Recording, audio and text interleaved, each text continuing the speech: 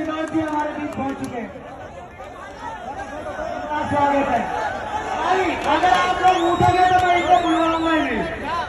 आप अगर सच में इनकी रेस्पेक्ट करते हो तो कोई भी भाई अगर असली मेवाती है जिसके अंदर मेवाती का खून है अपनी जगह पे बैठा रहेगा और बाकी दंगाई है तो भाई खड़ा हो जाए।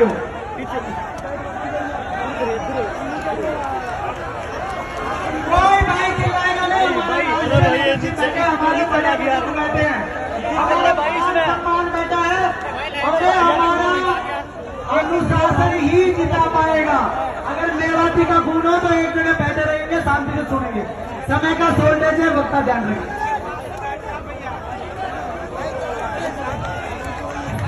मोहब्बत की इस पंचायत में सबसे पहले आप सभी का हार्दिक स्वागत है और चिकारा की तरफ से आप सभी के चरणों में हाथ जोड़कर राम राम, सत श्री अकाल, अस्सलाम वालेकुम। आप लोगों का प्यार दिखाई दे रहा है, लेकिन एक चीज मेरी तरफ से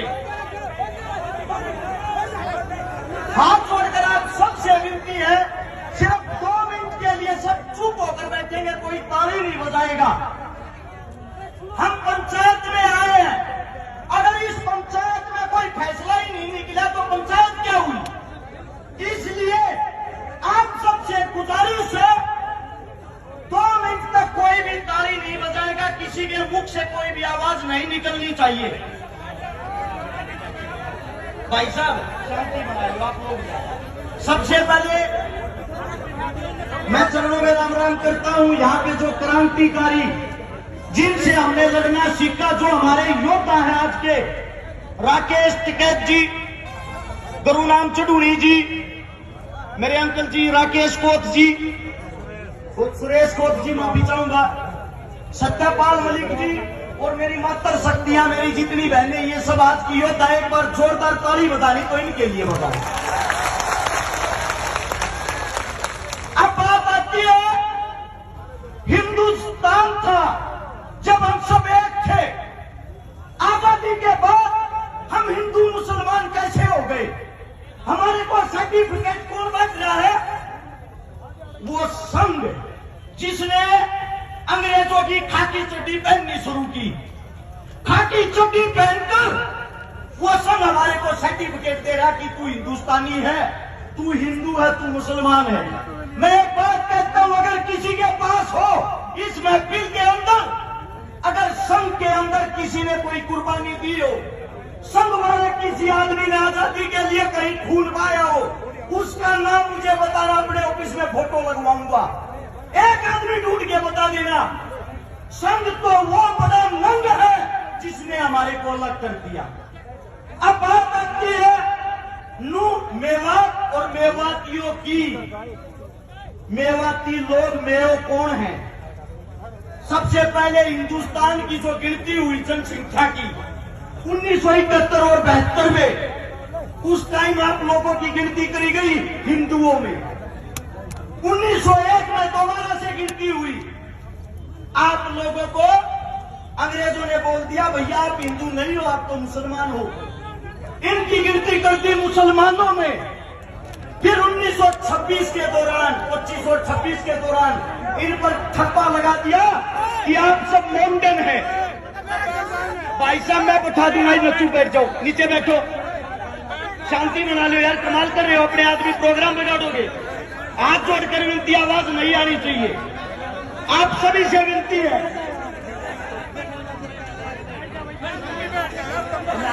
आप सभी साथियों को इतना कहूंगा, आप लोगों को ठप्पा लगा के बना दिया कि आप मुसलमान हो।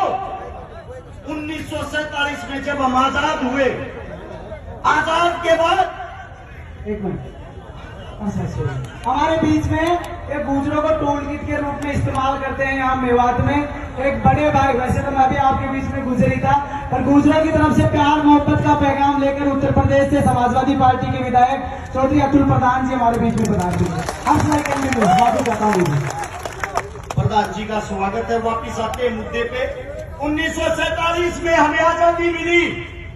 यहाँ से मिट्टी खोद के देख लेना, इस मिट्टी के अंदर हिंदू मुसलमान सिख ईसाई सबका रक्त मिलेगा इस आजादी के लिए।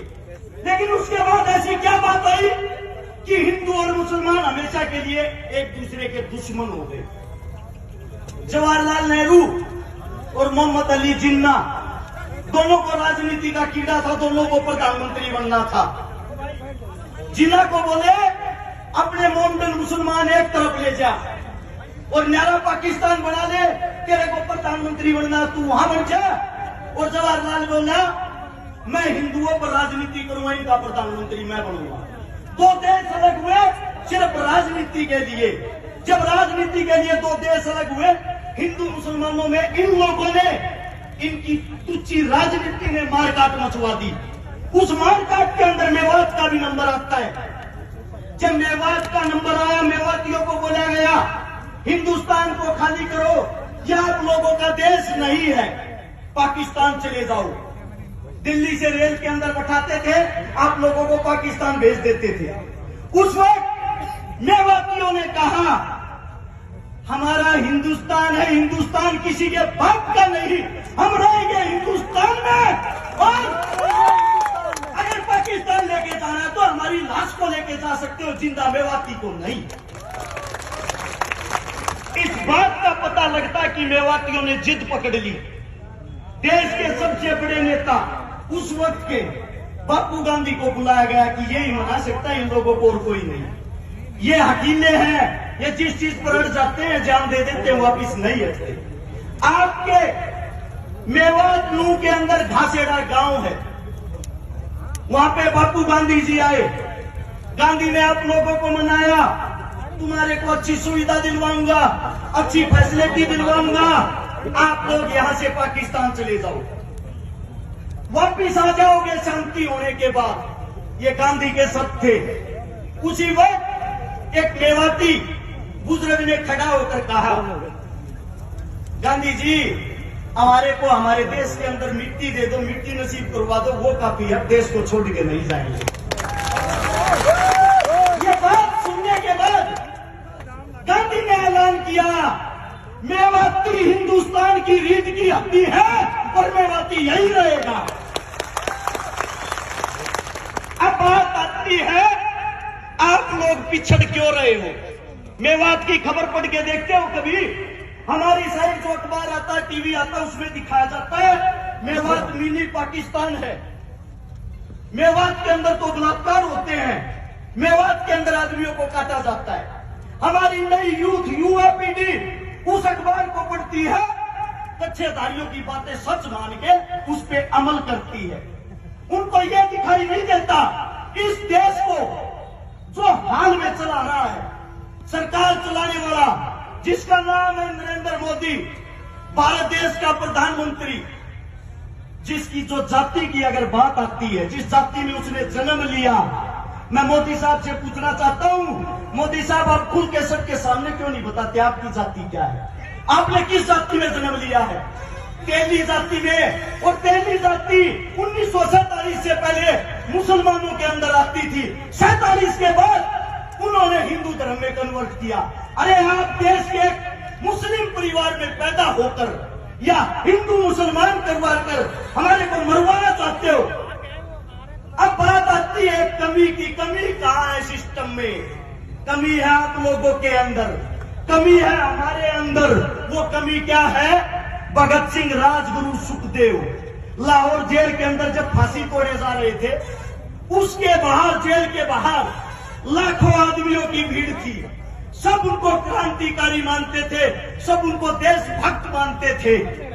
वे लाखों आदमी बाहर चिल्ला रहे थे इंकलाब जिंदाबाद, भगत सिंह जिंदाबाद। लेकिन एक भी आदमी के अंदर इंसानियत नहीं थी। वहां जितने बाहर खड़े थे, हिंदू, मुस्लिम, सिख, ईसाई खड़े थे, हिंदुस्तानी कोई नहीं खड़ा था। अगर वहां हिंदुस्तानी खड़ा होता, उन सब की ताकत एक होती, वे लाखों आदमी उस जेल की एक एक ईंट उखाड़ते, जेल का नामो निशान नहीं मिलता। और आज भगत सिंह, राजगुरु, सुखदेव तुम्हारे बीच जिंदा होते। वही हालात आज है आप लोगों के लिए। जब हम बोलते हैं, बोलने से पहले तो हर्ष शिकारा सबका, बोलने के बाद बात आती है तो जात जाति से है। और जाट हिंदू थे ही नहीं। कमाल है भाई, हमने हिंदुस्तान के लिए जन्म लिया, हिंदुस्तान के अंदर जन्म लिया है। हमारे बुजुर्ग हमारे सामने बैठे हमारे काका ताऊ ये रोज रोड़ा पर जब लठ खावे हैं इनको बोलते हैं ये तो देशद्रोही है। मैं पूछना चाहता हूं, जब बॉर्डर पर कोई बेटा कोई बच्चा शहीद होता है आप लोगों ने उसकी जाति क्यों नहीं दिखाते? आज तक क्या किसी गुजराती बाबू ने सरहद के ऊपर लड़ाई लड़ी है? आज तक क्या किसी गुजराती बाबू ने हिंदुस्तान के लिए शहीदी दी है?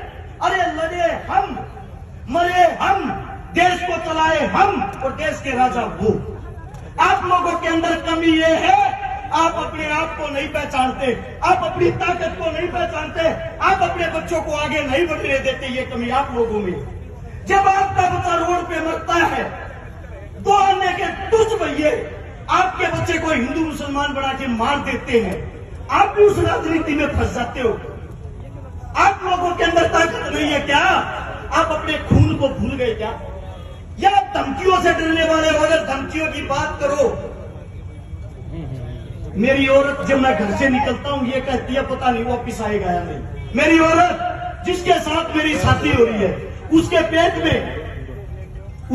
में दूसरा बच्चा है, मेरे को यह भी यकीन नहीं है मैं उसका मुंह देख पाऊंगा या नहीं। जिस दिन से नूह मेवात के ऊपर मैं बोला, मैंने शुरुआत की ऐसी ऐसी धमकी ऐसे ऐसे आदमियों की, सुबह मार देंगे शाम मार देंगे, फिर भी मैं एक बात कहता हूं इस सरकार को, समय तुम्हारा राज तुम्हारा हिम्मत है तो मार लेना।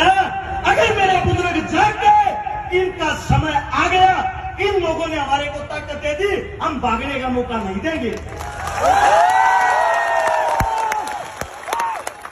फैसला आप लोगों ने करना है।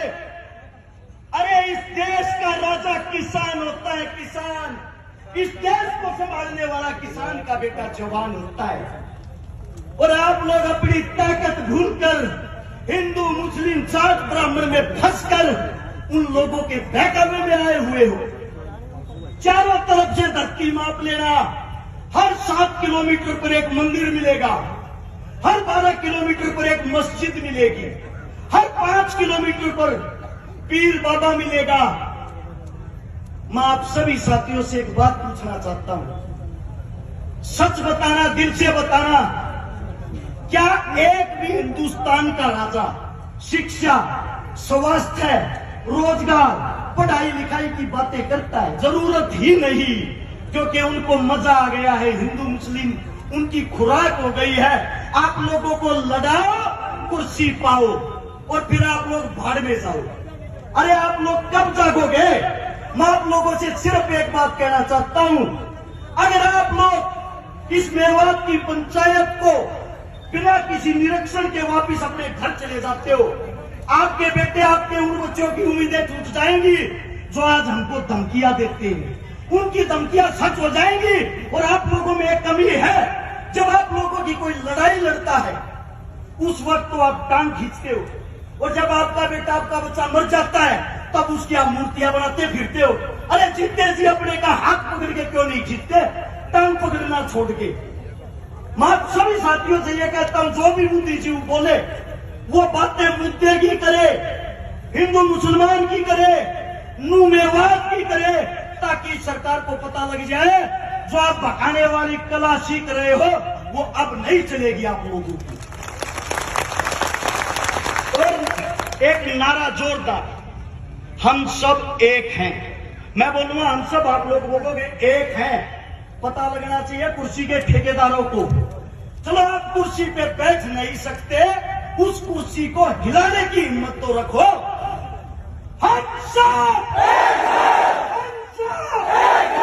इंकलाब जिंदाबाद, इंकलाब जिंदाबाद। कोई मेरे मुख से गलत शब्द गलत बात निकली, आपका बच्चा आपका बेटा हूं, हाथ जोड़ के आपके चरणों में माफी चाहता हूं। राम राम, नमस्कार, जय हिंद।